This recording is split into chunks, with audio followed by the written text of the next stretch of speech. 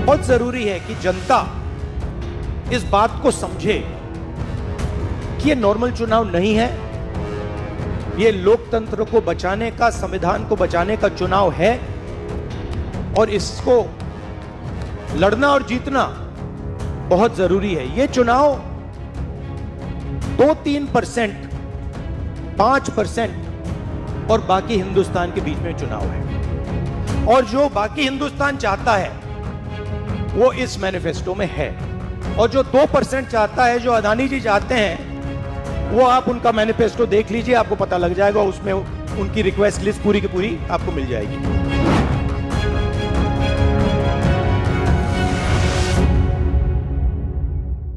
नमस्कार, मैं रवीश कुमार। अगर आप जानना चाहते हैं कि कांग्रेस अगर सत्ता में आ गई तो संसद वैसी ही चलेगी जैसे मोदी राज में चलती रही, गोदी मीडिया वैसे ही गोदी मीडिया बना रहेगा जैसे मोदी राज में बना रहा, और कोर्ट में राजनीतिक हस्तक्षेप को लेकर वही सब चलता रहेगा जिसके आरोप मोदी राज में लगते रहें, तो आपको कांग्रेस का घोषणा पत्र पढ़ना चाहिए। संवैधानिक और सांस्थानिक पतन की बात करने वाली कांग्रेस ने अपने घोषणा पत्र में इन प्रथाओं पर रोक लगाने, संस्थाओं की स्वायत्तता और स्वतंत्रता को सुरक्षित करने का ठोस वादा किया है। जजों की नियुक्ति के लिए कोलेजियम सिस्टम की विदाई, जजों के खिलाफ शिकायत की सुनवाई के लिए आयोग बनाने का वादा इस घोषणा पत्र में किया गया है। यही नहीं, सुप्रीम कोर्ट में 2 प्रभाग बनाए जाएंगे, एक संवैधानिक न्यायालय का होगा और एक अपील न्यायालय। यह बहुत बड़ा वादा कांग्रेस ने किया है न्यायिक बदलाव को लेकर। यह भी कि न्यायपालिका में अनुसूचित जाति और जनजाति के जजों की संख्या बढ़ाई जाएगी। इन सभी मामलों में यह घोषणा पत्र अतीत और वर्तमान के कई राजनीतिक दलों के घोषणा पत्रों से काफी अलग है, साहसिक भी। घोषणा पत्र गारंटी जैसे आसानी से समझ आने वाले वादों के अलावा संवैधानिक महत्व की समस्याओं पर बहस की चुनौती देता है। आगे क्या होगा, इसका समाधान क्या है, वरना सारी बहस इसी पर खत्म हो जाया करती थी कि कांग्रेस ने अपने समय में यही किया, आएगी तो वही करेगी, और बीजेपी ने अपने 10 साल में वही किया। अब आगे कैसे होगा, क्या होगा, इसका खाका कांग्रेस ने अपने घोषणा पत्र में दे दिया है। आप इस वीडियो को पूरा देखिए, काफी महत्वपूर्ण जानकारियां इसमें मिलेंगी जो आपको एक मतदाता से पहले एक मजबूत नागरिक होने की गारंटी दे रही हैं। कांग्रेस के घोषणा पत्र में एक ऐसे भारत का वादा किया गया है जहां संसद के दोनों सदन साल में 100 दिन अनिवार्य रूप से चलेंगे और जिसका अध्यक्ष निष्पक्ष होगा। उसे अपने राजनीतिक दल से संबंध तोड़ने होंगे। जिस तरह से संसद में 100 से अधिक सांसद निलंबित कर दिए गए, महुआ मोइत्रा की सदस्यता ध्वनि मत से रद्द कर दी गई, पूरे देश ने देखा और कुछ नहीं हुआ। इस चुनाव में भुला दिए गए इन सभी मुद्दों को कांग्रेस ने घोषणा पत्र के जरिए बहस के केंद्र में लाने का प्रयास किया है। कहा है अध्यक्ष अब निष्पक्ष होगा। कांग्रेस को अगर सत्ता मिली तो इस घोषणा पत्र के अनुसार उसके भारत की संसद में सप्ताह में एक दिन लोकसभा और राज्यसभा में विपक्ष की तरफ से एजेंडे पर चर्चा होगी। यह तय कर दिया जाएगा। अगर ऐसा हुआ तो यह अपने आप में बहुत महत्वपूर्ण संसदीय सुधार हो सकता है। 10 साल में एक भी विस्तृत प्रेस कॉन्फ्रेंस नहीं करने वाले प्रधानमंत्री नरेंद्र मोदी चाहते तो यह काम अपने समय में कर सकते थे। दुनिया भर की संसद में यह व्यवस्था है। ब्रिटेन की संसद में तो एक दिन प्रधानमंत्री के जवाब भी तय होते हैं, जिसमें सारे सदस्य प्रधानमंत्री से सवाल पूछते हैं और सदन में प्रधानमंत्री को ही जवाब देना होता है। आप अगर रिकॉर्ड निकालकर देखेंगे कि मोदी के 10 साल में विपक्ष ने चर्चा के लिए कितनी नोटिस दी और उन्हें स्वीकार कर चर्चा कराने की दर क्या है, तो आपको संसदीय संस्थाओं के पतन का चेहरा अपने आप दिख जाएगा। कांग्रेस ने एक चुनाव की व्यवस्था को नकार दिया है और कहा है कि चुनाव ईवीएम से ही होंगे, मगर वीवीपैट की सभी पर्चियां गिनी जाएंगी। इसके अलावा चुनाव आयोग से लेकर सूचना आयोग और सीएजी जैसी संस्थाओं की स्वायत्तता को भी मजबूत करने का वादा किया गया है। योजना आयोग को खत्म कर नरेंद्र मोदी ने नीति आयोग बनाया। कांग्रेस ने कहा है योजना आयोग फिर से बहाल किया जाएगा। क्या बीजेपी कांग्रेस के इन प्रस्तावों और सुझावों पर बहस करेगी और मीडिया इसके जरिए इसके पीछे के कारणों को इस चुनाव में देश को याद दिलाएगा? कांग्रेस के न्याय पत्र का यह पेज नंबर 22 है। जिस पर संवैधानिक न्याय को लेकर 18 गारंटियां दी गई हैं। कांग्रेस ने भरोसा दिया है कि अब वह सब नहीं चलेगा जो पिछली सरकार के समय चलता आ रहा था। कांग्रेस ने भय से मुक्ति का वादा किया है। यह सब उस दिन पेश हो रहा है और वादा किया जा रहा है जब शहर में बोलता हिंदुस्तान नाम के यूट्यूब चैनल को हटा दिया गया। केंद्र सरकार की तरफ से चैनल को बताया भी नहीं गया और इसके बाद तमाम यूट्यूबर इस आशंका में जीने लगे कि उनका चैनल भी कहीं बंद तो नहीं कर दिया जाएगा, उनके ऊपर भी बैन की तलवार लटकने लगी है। कांग्रेस ने वादा किया है कि मीडिया की पूर्ण स्वतंत्रता सहित भाषण और अभिव्यक्ति की स्वतंत्रता बहाल करने का प्रयास किया जाएगा। कांग्रेस मानहानि के जुर्म को अपराध मुक्त करने और कानून द्वारा नागरिक क्षति के माध्यम से त्वरित उपाय प्रदान करने का वादा करती है। लिखा है कि कांग्रेस इंटरनेट के मनमाने और अंधाधुंध निलंबन को समाप्त करने का वादा करती है। कांग्रेस दूरसंचार अधिनियम 2023 की समीक्षा करेगी और उन प्रावधानों को हटा देगी जो बोलने और अभिव्यक्ति की स्वतंत्रता को प्रतिबंधित करती हैं और जो निजता के अधिकार का उल्लंघन करती हैं। 2019 में यह शुरू हुआ, आज ये एक तरह पीक पे पहुंच गया है। हिंदुस्तान के सारे इंस्टीट्यूशंस उनके हाथ में हैं, पॉलिटिकल फाइनेंस की मोनोपोली उनके हाथ में है। CBI, ED, income tax, EC, ये सारे के सारे बीजेपी के हाथ में है, बीजेपी के कंट्रोल में है। तो जैसे मैंने अपने भाषण में कहा, cricket match is a rigged match. Cricket match is not a fair match. उसमें चाहे सोशल मीडिया की बात करें, आप हमारे नेताओं के, ऑपोजिशन नेताओं की सोशल मीडिया देख लीजिए, मेरा यूट्यूब देख लीजिए, मेरा फेस टाइम देख लीजिए, फेसबुक देख लीजिए, इंस्टाग्राम देख लीजिए, तो ये सारा का सारा स्ट्रक्चर कंट्रोल्ड है, रिग्ड है। इसलिए बहुत जरूरी है कि जनता इस बात को समझे कि ये नॉर्मल चुनाव नहीं है, ये लोकतंत्र को बचाने का, संविधान को बचाने का चुनाव है और इसको लड़ना और जीतना बहुत जरूरी है। ये चुनाव 2-3%, 5% और बाकी हिंदुस्तान के बीच में चुनाव है। और जो बाकी हिंदुस्तान चाहता है वो इस मैनिफेस्टो में है, और जो 2% चाहता है, जो अदानी जी चाहते हैं, वो आप उनका मैनिफेस्टो देख लीजिए, आपको पता लग जाएगा। उसमें उनकी रिक्वेस्ट लिस्ट पूरी की पूरी आपको मिल जाएगी। Urban company AC servicing, the local servicing के मुकाबले ज्यादा electricity savings. Book now. Stop.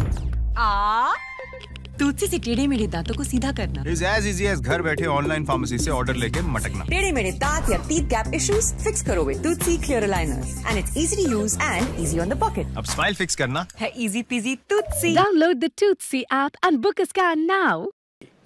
Rahul Gandhi लगातार अपनी यात्राओं के दौरान संवैधानिक संस्थाओं के पतन का सवाल उठाते रहे हैं। इस घोषणा पत्र में कांग्रेस ने इन संस्थाओं को फिर से तटस्थ और स्वायत्त बनाने का लंबा चौड़ा सुझाव पेश कर दिया है। कांग्रेस पिछले 10 साल के दौरान पैदा हुए और प्रभावशाली हुए कई प्रकार के भयों से मुक्ति का वादा किया है। ऐसा घोषणा पत्र कहां होता है जिसमें कोई पार्टी निजता के अधिकार से लेकर इंटरनेट के निलंबन पर अपनी राय रख रही हो और मानहानि कानून के बदलने की बात कर रही हो, आपकी प्राइवेसी की गारंटी दे रही हो। संवैधानिक न्याय के खंड में यह भी लिखा है कि कांग्रेस निजता के अधिकार में हस्तक्षेप करने वाले सभी कानूनों की समीक्षा करने और निजता के अधिकार को बनाए रखने के लिए विभिन्न कानूनों में उपयुक्त संशोधन करने का वादा करती है।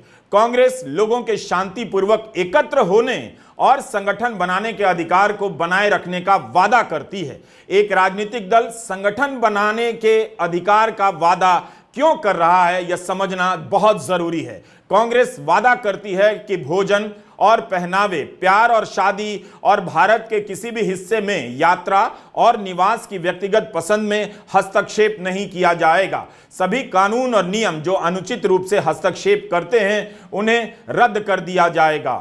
इस चुनाव के दौरान दुनिया भर में भारत के लोकतंत्र को लेकर चिंताएं जताई जा रही हैं। कांग्रेस को सत्ता मिले ना मिले, मगर उसका घोषणा पत्र बता रहा है कि उसने इन चिंताओं को दस्तावेज का रूप दे दिया है और उसे दूर करने पर काफी गंभीरता से सोचा और विचार किया है। 16 सदस्यों की कमेटी के चेयरमैन पी चिदम्बरम ने कहा कि 2019 में ही हमने चेतावनी दी थी कि भारत निरंकुशवाद ऑटोक्रेसी की तरफ बढ़ रहा है। अभी से ही कई जानकार लोकतंत्र की जगह इलेक्टोरल ऑटोक्रेसी, चुनावी निरंकुशवाद का इस्तेमाल करने लगे हैं। Members of the media will recall that in 2019 we had warned of what is likely to happen between 2019 and 24 should the BJP come back to power. We were not soothsayers, but we were active workers on the ground who could sense what is happening in this country. I'm sorry to report that what we had predicted in 2019 has come to pass in 2024. We had said institutions will be diminished or captured. That has happened. We had said freedom will be restricted, and that has happened. We had said that the weaker sections of the people will be denied their rights and their privileges. That has happened. We had said that Parliament will be diminished. That has happened. We had said that we will inexorably move towards an autocracy.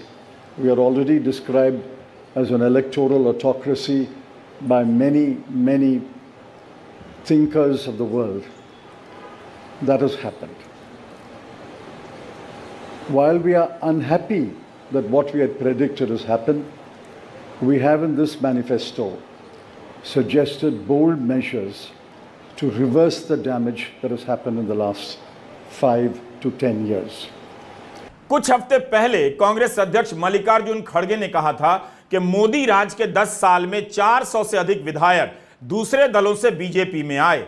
ED के छापे के बाद कई बड़े नेता BJP में पलायन कर गए और अब वहां कोई दिक्कत नहीं। जिस तरह से राजनीति में ईडी के जरिए दल बदल बढ़ा है, कांग्रेस ने अपने घोषणा पत्र में उसका जवाब देने का प्रयास किया है। कहा है कि कांग्रेस संविधान की 10वीं अनुसूची में संशोधन करेगी और दल बदल को विधानसभा या संसद की सदस्यता से स्वतः अयोग्य घोषित करेगी। कांग्रेस ने वादा किया है कि पुलिस, जांच और खुफिया एजेंसियां सख्ती से कानून के अनुसार काम करेंगी। जिन बेलगाम शक्तियों का अभी वो प्रयोग करते हैं, उन्हें कम कर दिया जाएगा। जैसा भी मामला हो, उन्हें संसद या राज्य विधानमंडलों की निगरानी में लाया जाएगा। कानून को शस्त्र बनाकर उपयोग करने, मनमानी तलाशी, जब्ती और कुर्की, मनमानी और अंधाधुंध गिरफ्तारियां, 3rd डिग्री तरीकों, लंबी हिरासत में मौतों और बुलडोजर न्याय को समाप्त करने का कांग्रेस वादा करती है। कांग्रेस जमानत के संदर्भ में एक कानून बनाने का वादा करती है जो इस आशय को पुनः स्पष्ट करेगा कि सभी आपराधिक कानूनों में जमानत नियम है, जेल अपवाद है। जेल सुधार का भी वादा किया गया है। इस घोषणा पत्र को पढ़कर पता चल रहा है कि कांग्रेस ने हाल के वर्षों में पुलिसिया मनमानी, दमन, छापेमारी और किसी को भी जेल में बंद कर देने की करतूतों पर गंभीरता से सोचा है और इन सब पर अब विराम देने का निर्णय किया है। मीडिया और न्यायपालिका की स्वतंत्रता के खंड पर भी व्यापक चर्चा की जरूरत है। आपको किसी विदेशी अखबार से लेक्चर सुनने की जरूरत नहीं कि भारत में प्रेस खत्म हो गया है। गोदी मीडिया देख लीजिए, आपको प्रेस दिखाई नहीं देगा। आप खुद अपना हिंदी अखबार निकाल कर देख लीजिए, पता चल जाएगा कि भारत में प्रेस खत्म हो चुका है और न्यूज चैनल गोदी मीडिया बन गए हैं। शायद ही किसी में इलेक्टोरल बॉन्ड की खोजी पत्रकारिता विस्तार से छप रही है। कांग्रेस ने मीडिया की स्वतंत्रता का ठोस वादा किया है। कांग्रेस ने कहा है कि मीडिया के लिए स्वनियमन ही बेहतर है, मगर इसे और सुधारा जाएगा। पत्रकारिता की स्वतंत्रता की रक्षा करने, संपादकीय स्वतंत्रता को बनाए रखने के लिए भारतीय प्रेस परिषद अधिनियम 1978 में संशोधन किया जाएगा। कांग्रेस पत्रकारों को राज्य की बलपूर्वक कार्रवाई से बचाने के लिए कानून बनाकर स्वतंत्र पत्रकारिता की रक्षा करेगी। इसमें पत्रकारों की निगरानी, उनके उपकरणों को जब्त करने और उनके स्रोतों को उजागर करने के लिए सरकार की शक्तियों को प्रतिबंधित करना शामिल है। कांग्रेस मीडिया में एकाधिकार, मीडिया के विभिन्न वर्गों के क्रॉस स्वामित्व और व्यावसायिक संगठनों द्वारा मीडिया पर नियंत्रण को रोकने के लिए एक कानून पारित करेगी। कांग्रेस संदिग्ध एकाधिकार के मामलों को भारतीय प्रतिस्पर्धा आयोग को भेजेगी। आकार की परवाह किए बिना सभी मीडिया हाउसों को अपनी वेबसाइट के माध्यम से अपनी स्वामित्व संरचना, प्रत्यक्ष या अप्रत्यक्ष क्रॉस होल्डिंग्स, राजस्व स्ट्रीम आदि का खुलासा करना होगा। कांग्रेस इंटरनेट की स्वतंत्रता को बनाए रखने और इंटरनेट को मनमाने ढंग से बार बार बंद करने से रोकने के लिए कानून पारित करेगी।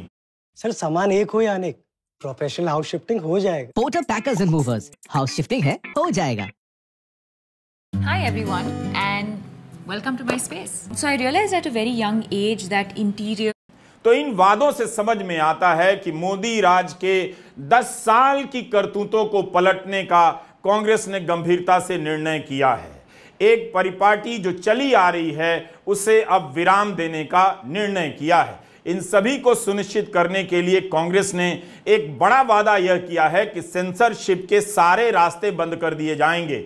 उन नियमों को वापस ले लिया जाएगा जिससे सेंसरशिप होती है। प्रेस की स्वतंत्रता की गारंटी करने वाला इस तरह का विस्तृत घोषणा पत्र शायद ही किसी राजनीतिक पार्टी ने हाल के चुनावों में पेश किया है। इस मामले में यह घोषणा पत्र पूरी दुनिया के स्तर पर दूरगामी हो जाता है। जिस तरह से भारत में मीडिया का गोदी मीडियाकरण हुआ है, कांग्रेस ने स्वामित्व से लेकर पत्रकार और संपादकों की स्वतंत्रता को सुनिश्चित करने का वादा किया है, कानून में बदलाव करने की गारंटी दी है। कांग्रेस ने न्यायपालिका की स्वतंत्रता और स्वायत्तता पर भी काफी जोर दिया है और कहा है कि सुप्रीम कोर्ट और हाई कोर्ट के चीफ जस्टिस से सलाह लेकर राष्ट्रीय न्यायिक आयोग की स्थापना की जाएगी ताकि न्यायपालिका की गुणवत्ता में सुधार हो। एनजेसी उच्च न्यायालयों और उच्चतम न्यायालय के न्यायाधीशों के चयन और नियुक्ति के लिए जिम्मेदार होगा। अनुसूचित जाति, अनुसूचित जनजाति और पिछड़े वर्ग से न्यायाधीशों की नियुक्ति की जाएगी। 3 साल के अंदर न्यायपालिका में सभी खाली पद भर दिए जाएंगे। कांग्रेस ने एक बहुत बड़ा वादा सुप्रीम कोर्ट को लेकर किया है। सुप्रीम कोर्ट में 2 प्रभाग बनाने की बात की है। इसके लिए संविधान में संशोधन करेगी, एक संवैधानिक न्यायालय और एक अपील न्यायालय। संवैधानिक न्यायालय में 7 सबसे सीनियर न्यायाधीश होंगे जो संविधान की व्याख्या करेंगे, कानूनी महत्व या राष्ट्रीय महत्व से जुड़े मामलों की सुनवाई और निर्णय करेंगे। अपील की अदालत बनेगी। अपील की अंतिम अदालत होगी जो 3 न्यायाधीशों की प्रत्येक पीठ में बैठकर उच्च न्यायालय और राष्ट्रीय न्यायाधिकरणों की अपीलों की सुनवाई करेगी। कांग्रेस अध्यक्ष ने इस मौके पर यह भी बता दिया कि डर मिटाने की गारंटी इसलिए दी गई है कि प्रधानमंत्री नरेंद्र मोदी मणिपुर जा सकें। उन्हें मणिपुर जाने से डर लगता है। इसीलिए आप तमाम को मैं धन्यवाद अर्पित करता हूं कि आप ऐसे वक्त जो हमको साथ दे रहे हैं, जिस वक्त लोग डर डर के चंद लोग भाग जा रहे हैं। वो डरने वाले कौन है? जो आदमी कुछ चोरी करता है वही डरता है। जो आदमी ठीक है, अपने उसूलों पे खड़ा है, उसको कोई नहीं डराता। अगर डराएगा तो भी वो उसूलों पे ठहरे हुए लोग डरेंगे नहीं। तो इसीलिए हम लोग डरने वाले नहीं। हमारे नेता श्रीमती सोनिया गांधी जी, राहुल गांधी जी, डर उनमें नहीं है और डर का नाम भी नहीं है। और डर ये शब्द उनके पास नजदीक आता नहीं। वो डर सिर्फ मोदी को है, क्योंकि वो हमारे लोगों को ले लेके 400 पार बोलते फिर रहा है। अरे मणिपुर जैसे एरिया में नहीं जा सके, देश में विदेश में 14 फेरियां लगाए, देश में इलेक्शन का प्रचार सरकारी फंड से किया गया, सरकारी वैन से किया गया, लेकिन मणिपुर वो देखे नहीं। क्यों नहीं गए भाई? आपकी तो 56 इंच की छाती है, आपको डर कुछ भी नहीं है। हाँ, आप जा सकते हैं, लेकिन वहां हमारे नेता राहुल गांधी जी जा सकते हैं लोगों के साथ, आप क्यों नहीं जा सकते? क्योंकि आपको डर है, और डरने वाला आदमी देश की भलाई कभी नहीं करता। बाय चांस आया। कांग्रेस के घोषणा पत्र में 5 प्रकार के न्याय की बातें की गई हैं। फसलों की खरीद के लिए न्यूनतम समर्थन मूल्य की गारंटी देने की बात है, लेकिन पुरानी पेंशन की स्कीम नहीं है। इस पर जब सवाल हुआ तो चिदम्बरम ने कहा कि हम इसे भूले नहीं हैं, यह हमारे दिलो दिमाग में है। केंद्र सरकार ने नई पेंशन स्कीम की समीक्षा और पुरानी पेंशन स्कीम की मांग का अध्ययन करने के लिए वित्त सचिव की अध्यक्षता में एक कमेटी बनाई है। जब तक हमें उस कमेटी की रिपोर्ट नहीं मिल जाती, हम समीक्षा नहीं कर लेते। हमारे लिए सही नहीं होगा कि हम इस पर स्टैंड ले लें। क्या चिदम्बरम का यह जवाब पर्याप्त है? राज्यों के चुनाव में कांग्रेस ने पुरानी पेंशन स्कीम का वादा भी जोर शोर से किया, राजस्थान में इसे लागू भी किया, फिर भी कांग्रेस वहां हार गई और अब बीजेपी ने उस फैसले को पलट भी दिया है। क्या इसलिए कांग्रेस पुरानी पेंशन स्कीम पर विचार करना चाहती है और उसकी बात घोषणा पत्र में नहीं है, लेकिन चिदम्बरम कहते हैं कांग्रेस के दिलो दिमाग में है? It's not missing as such. It's very much on our minds. But please remember the developments that have taken place in the last 4 months. The government has appointed a committee headed by the Finance Secretary to review the NPS and the demand for OPS and to find a way in which the objectives of OPS can be financed by a funded pension scheme. Congress अध्यक्ष मल्लिकार्जुन खड़गे ने खास तौर पर जोर दिया कि घोषणा पत्र बाबू जगजीवन राम के जन्मदिन पर जारी किया गया है। खड़गे ने कहा कि जगजीवन राम बहुत साल तक 1947 से लेकर 84 तक इस पार्टी में रहे, काम किया, फिर उनका योगदान था मिनिस्ट्री में, उन्होंने काफी योगदान दिया। उनके साथ साथ खड़गे ने नेहरू के समय के पहले घोषणा पत्र को भी याद किया। 1951 में पंडित जवाहरलाल नेहरू के नेतृत्व में हमारा जो घोषणा पत्र जारी हुआ, उसका नाम था व्हाट कांग्रेस स्टैंड्स फॉर। उसका नाम था व्हाट कांग्रेस स्टैंड्स फॉर। पहले घोषणा पत्र को लेकर ये टिप्पणी की गई थी, no exaggerated claims were made, no ambitious plans to entice public or deceive the electorate had been placed before them. A realistic view of what was capable of achievement and implementation alone was presented. ये पंडित जवाहरलाल नेहरू जी के ज़माने में घोषणा पत्र दी थी, जो realistic है, जो ग्राउंड लेवल पे हम कर सकते हैं, उसी के बारे में उन्होंने बोला था। किसी को फंसाने के लिए नहीं, झूठ बोलने के लिए नहीं, हम जो भी कहते हैं वो करके दिखाते हैं, ये उनका कहना था। और वही आज भी हम कर रहे हैं, जो कर सकते हैं वही हम इसमें घोषणा पत्र में लिखे हैं। कांग्रेस का यह घोषणा पत्र कई मामलों में असाधारण है। जिस तरह से संवैधानिक संस्थाओं, मीडिया और न्यायपालिका की स्वतंत्रता और स्वायत्तता बहाल करने के उपाय इसमें बताए गए हैं, उन पर बहस होनी चाहिए। आखिर क्या किया जाए कि संवैधानिक संस्थाओं का किसी व्यक्ति की सत्ता के लिए इस्तेमाल ना हो? कब तक ये बहस चलती रहेगी कि इमरजेंसी में क्या हुआ तो मोदी के 10 साल में ये जो हो रहा है वो सही है? आज के भारत की हालत यह है कि कब किसी पत्रकार को सरकार से सवाल करने पर नौकरी से निकाल दिया